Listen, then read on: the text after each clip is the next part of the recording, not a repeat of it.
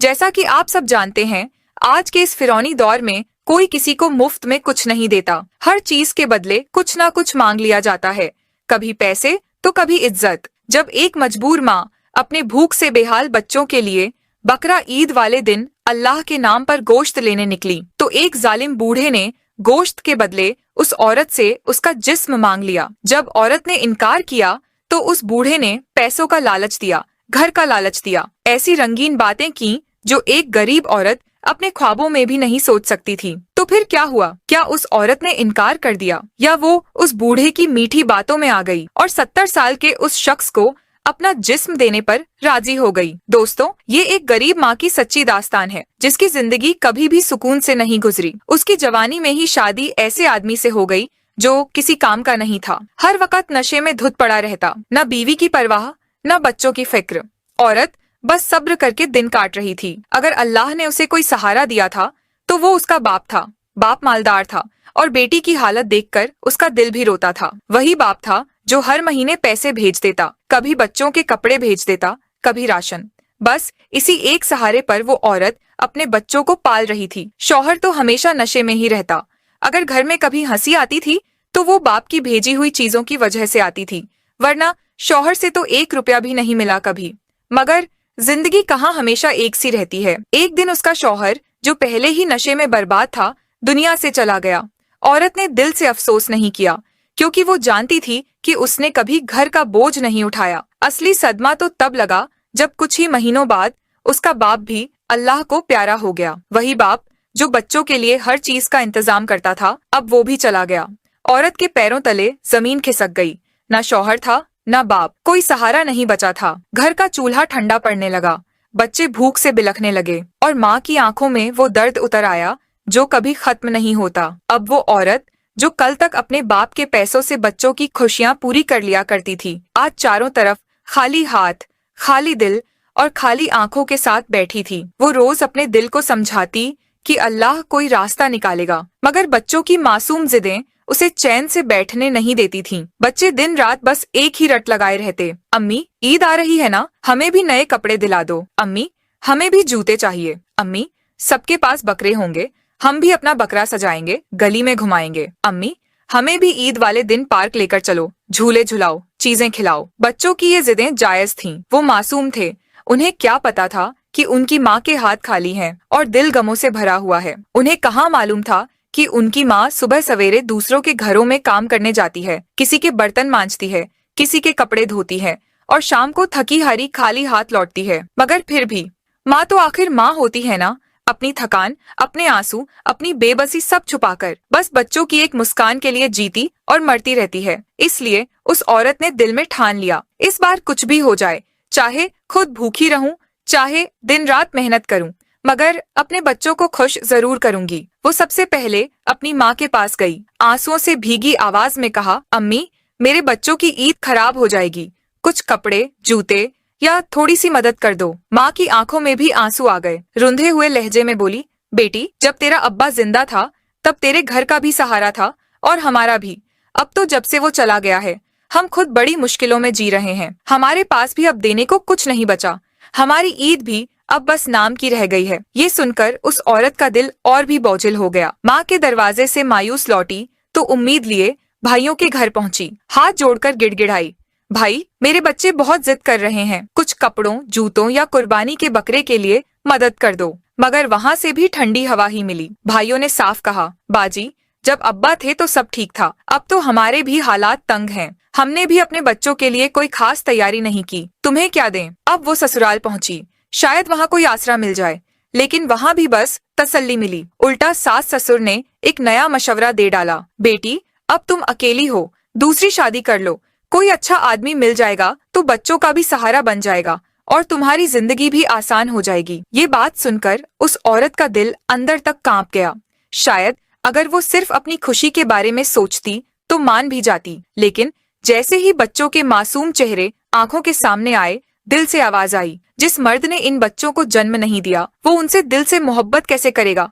हो सकता है मुझे खुश रखे, मगर मेरे बच्चों की खुशियां वो कभी पूरी नहीं कर सकेगा। औरत ने ठान लिया, नहीं, चाहे कुछ भी हो जाए, मैं अपने बच्चों को किसी सौतेले बाप के रहमो करम पर नहीं छोड़ सकती। वो घर से बाहर निकली तो सूरज आग बरसा रहा था, लेकिन उसके दिल में जो आग लगी थी वो सूरज की तपिश से कहीं ज्यादा थी। सड़कें जैसे वीरान लगने लगीं, हर चेहरा अजनबी सा लगा, हर दरवाजा बंद। दिल में एक ही सवाल गूंज रहा था, अब कहाँ जाऊं, किससे मदद मांगूं, कौन है जो मेरी मजबूरी समझेगा। चलते चलते दिल में एक ख्याल आया, क्या बच्चों की खुशी के लिए अपनी इज्जत भी दांव पर लगा दूं। मगर अगले ही पल जैसे किसी ने झकझोर दिया, नहीं, चाहे कुछ भी हो, अपनी इज्जत का सौदा नहीं करूंगी। लेकिन जब मजबूरी इंसान को दीवार से लगा दे, जब हर रास्ता बंद हो जाए, जब आंखों के सामने सिर्फ बच्चों की जिद और भूख घूमे, अब उस औरत ने सोचना शुरू किया, शायद बच्चों की खुशी के लिए शादी करना ही पड़े। मगर साथ ही एक सवाल भी उठा, शादी कोई खेल है क्या?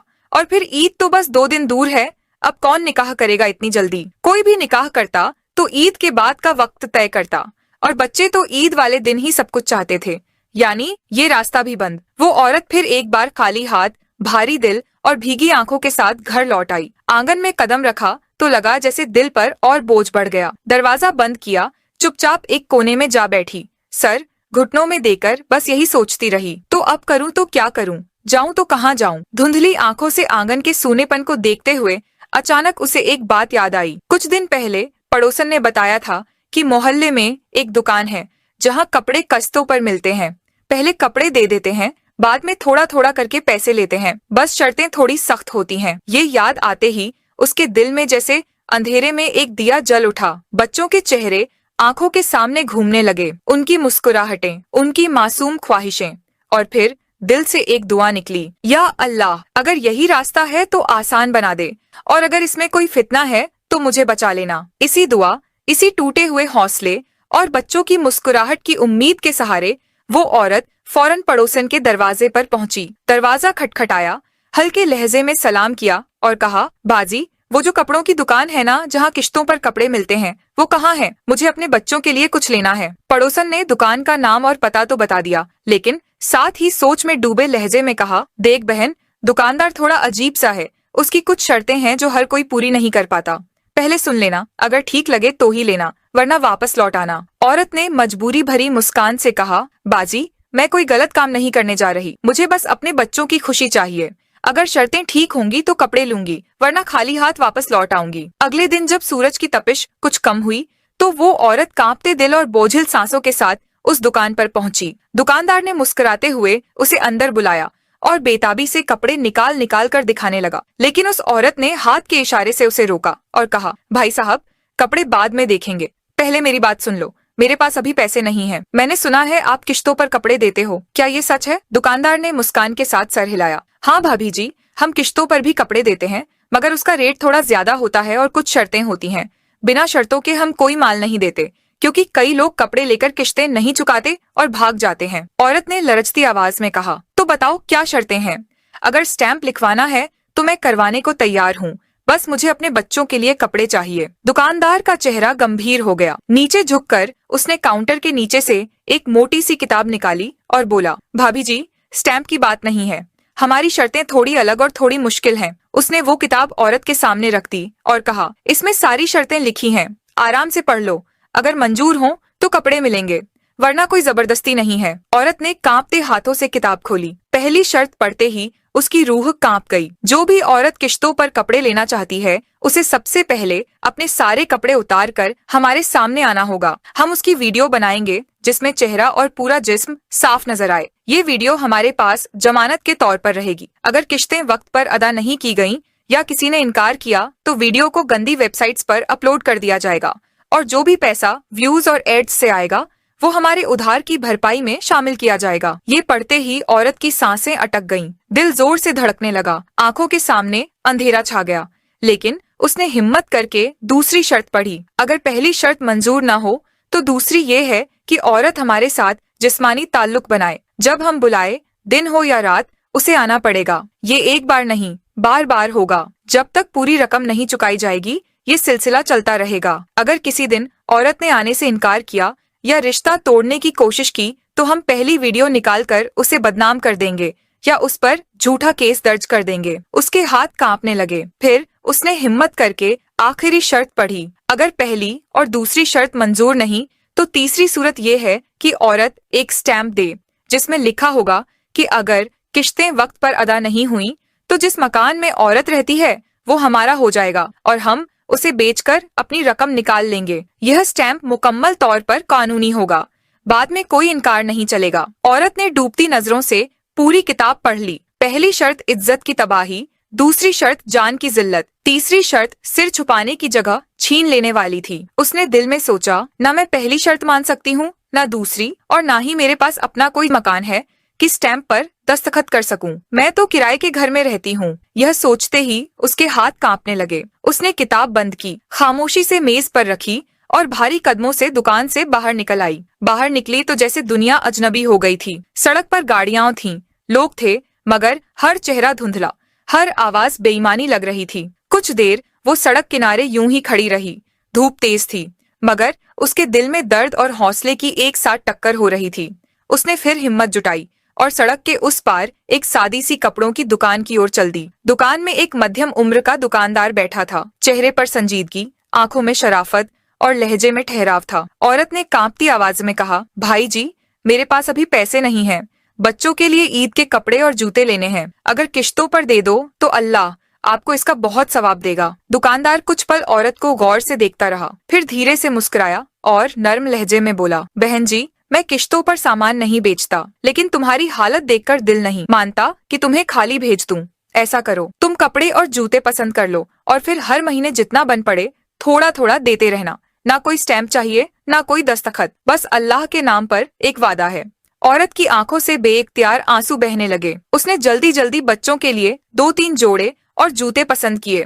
ज्यादा कीमती तो नहीं, मगर बच्चों के लिए काफी थे। दुकानदार ने खुद अपने हाथों से कपड़े और जूते अच्छे से पैक करके दिए और जाते जाते बस इतना कहा, बहन जी, ये कपड़े और जूते अब आपके हो गए। जब अल्लाह तुम्हें आसानी दे तो थोड़ा थोड़ा दे देना, और अगर कभी देर भी हो जाए तो घबराना नहीं, अल्लाह बड़ा मेहरबान है। औरत ने हाथ उठाकर दुआ दी और खुशी खुशी बच्चों के लिए तोहफे लेकर घर लौट आई। बच्चों ने जब अपनी अम्मी के हाथ में थैला देखा तो खुशी के मारे दौड़ते हुए लिपट गए। जब थैला खोला और उसमें नए कपड़े और जूते देखे तो उनके मासूम चेहरों पर वो चमक दौड़ गई जो ना किसी दौलत से खरीदी जा सकती है, ना किसी गहने से सजाई जा सकती है। माँ ने अपने आंसू छुपाते हुए बच्चों को गले लगाया और दिल ही दिल में कहा, अल्लाह तेरा शुक्र है, तूने मेरे बच्चों की ईद की खुशी मुकम्मल कर दी। रात को बच्चे बार बार अपने नए कपड़े और जूते देखते रहे और माँ सजदे में बैठकर अल्लाह का शुक्र अदा करती रही। अब बस एक ख्वाहिश बाकी थी, ईद वाले दिन कुर्बानी का गोश्त किसी तरह हासिल कर लिया जाए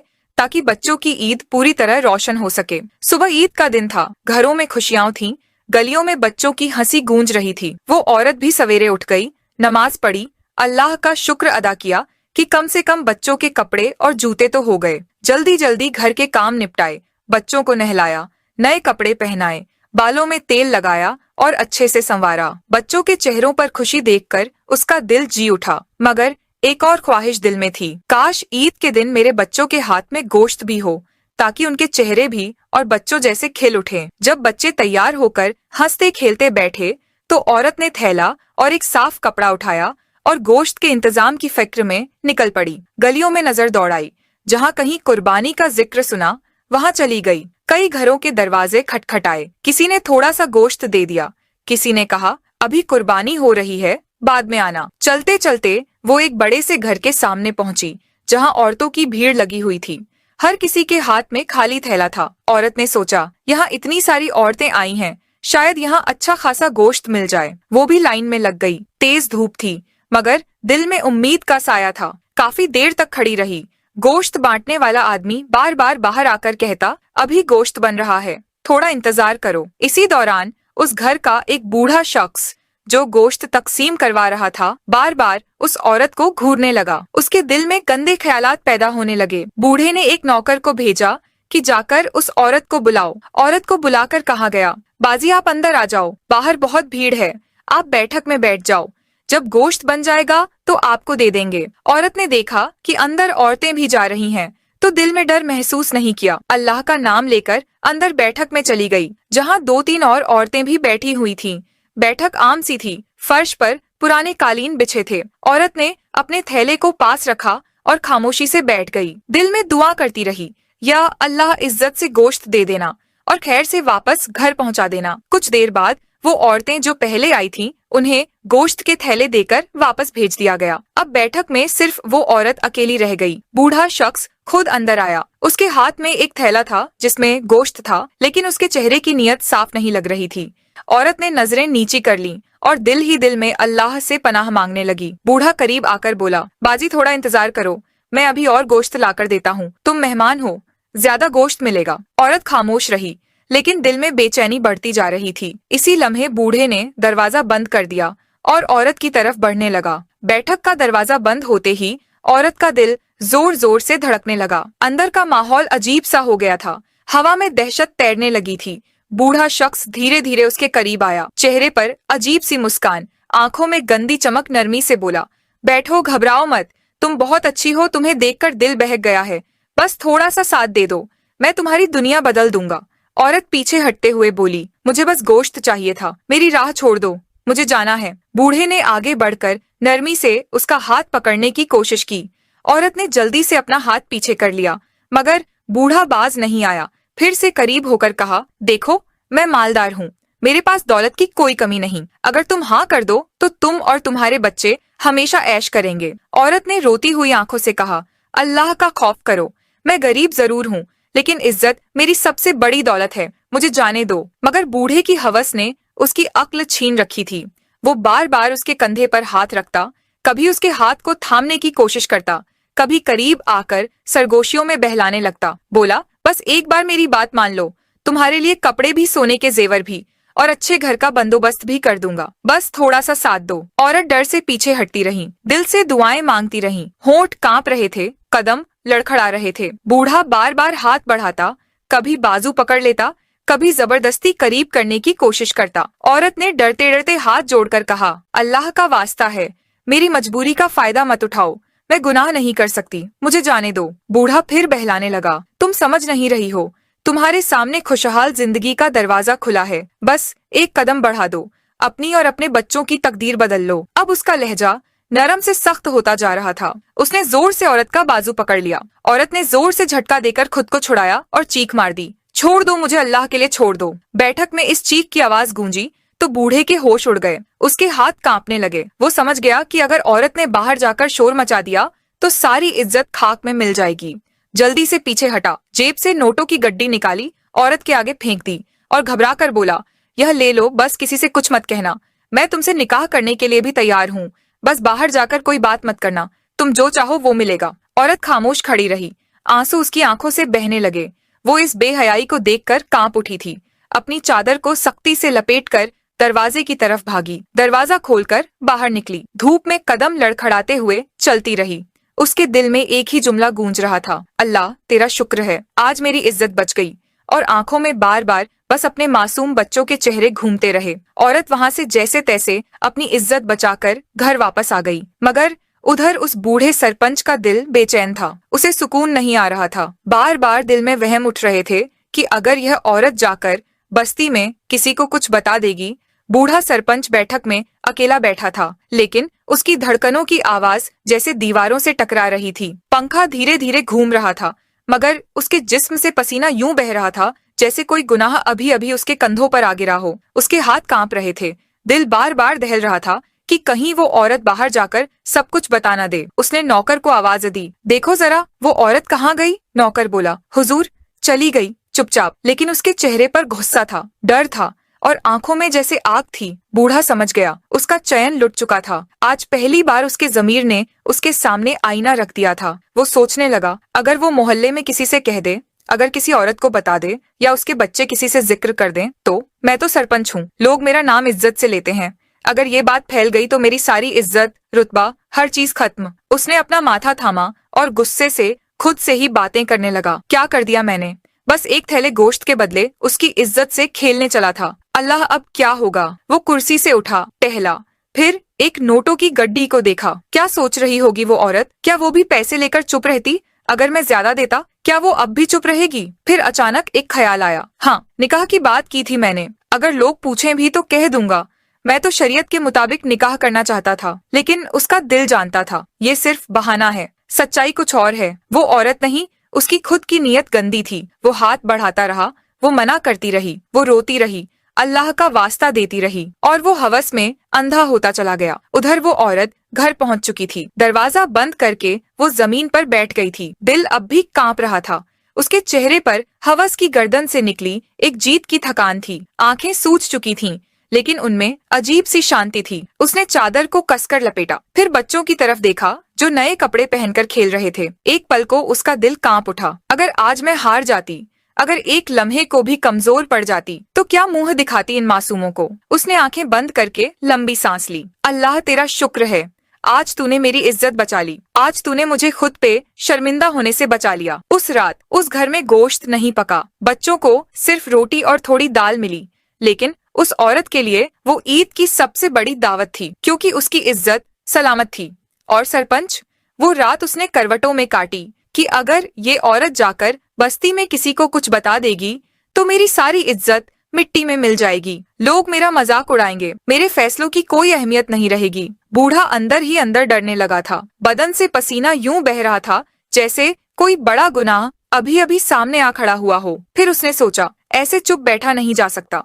वक्त हाथ से निकल गया तो बात हाथ से भी निकल जाएगी। उसने फौरन अपने खास नौकर चाकरों को बुलाया, चंद गांव के भरोसेमंद आदमियों को भी साथ लिया। खुद कुछ अच्छे गोश्त के टुकड़े, बच्चों के लिए नए कपड़े, जूते और मिठाइयाँ इकट्ठा की और सब कुछ एक बड़े थैले में डालकर औरत के घर की तरफ रवाना हो गया। रास्ते भर उसका दिल जोर जोर से धड़कता रहा। माथे पर पसीना और दिमाग में एक ही ख्याल, उसे किसी तरह राजी करना है और कोई ऐसा कदम उठाना है कि बात बिगड़ने से पहले संभल जाए। जब वो औरत के घर के बाहर पहुंचा तो दरवाजे पर दस्तक दी। औरत ने दरवाजा खोला। उसे सामने देखकर हैरान रह गई। चेहरा जर्द पड़ गया, दिल कांपने लगा। मगर बूढ़ा इस बार एक नरमी और लिहाज के लहजे में बोला, मैं कोई बुरा इरादा लेकर नहीं आया बहन। असल बात यह है कि जब तुम आज मेरी बैठक से उठकर चली गईं, मेरा दिल बेचैन हो गया, बहुत घबराहट होने लगी। तुम जैसी इज्जतदार गैरतमंद औरत आजकल कहाँ मिलती है। अगर तुम वैसी होती तो मेरा हाथ वहीं थाम लेती, मगर तुमने अपनी इज्जत बचाई, अपनी गैरत का लिहाज रखा, और यही बात है जिसने मुझे अंदर तक छू लिया। औरत हैरानी से उसे देखती रही। आंखों में अब भी डर था, मगर इस बार कुछ और भी था, शायद ताज्जुब। बूढ़ा आगे बढ़ा, थैला उसके कदमों में रख दिया। ये सब तुम्हारे बच्चों के लिए है। कपड़े, जूते, मिठाई और गोश्त सब तुम्हारे हक का है। मैं बस एक बात कहना चाहता हूँ, तुम मेरे निकाह में आ जाओ। इस्लामी तरीके से इज्जत के साथ निकाह कर लो। मैं तुम्हें इज्जत दूंगा, तुम्हारे बच्चों को बाप का सहारा मिलेगा और तुम्हें जमाने के ताने नहीं सुनने पड़ेंगे। औरत चुपचाप खड़ी रही। दिल जोर जोर से धड़कने लगा। अंदर एक जंग चल रही थी। एक तरफ उसकी इज्जत और गैरत थी और दूसरी तरफ तन्हा जिंदगी, बच्चों की ख्वाहिशें, समाज की गंदी नजरों से लड़ती थकी हुई रूह। उसे याद आया कैसे मोहल्ले के मर्द उसे घूरते हैं, कैसे कोई गोश्त देने के बहाने करीब आने की कोशिश करता है।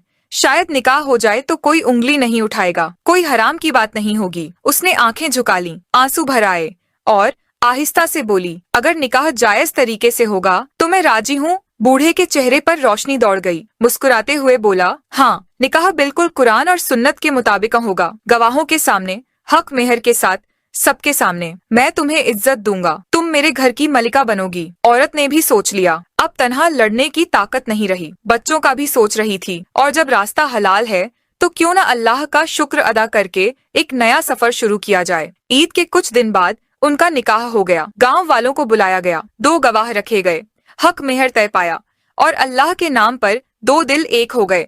इस निकाह के बाद औरत के दिन फिर गए। बच्चों को बाप का सहारा मिला और औरत ने भी इज्जत और सुकून के साथ एक नई जिंदगी शुरू की।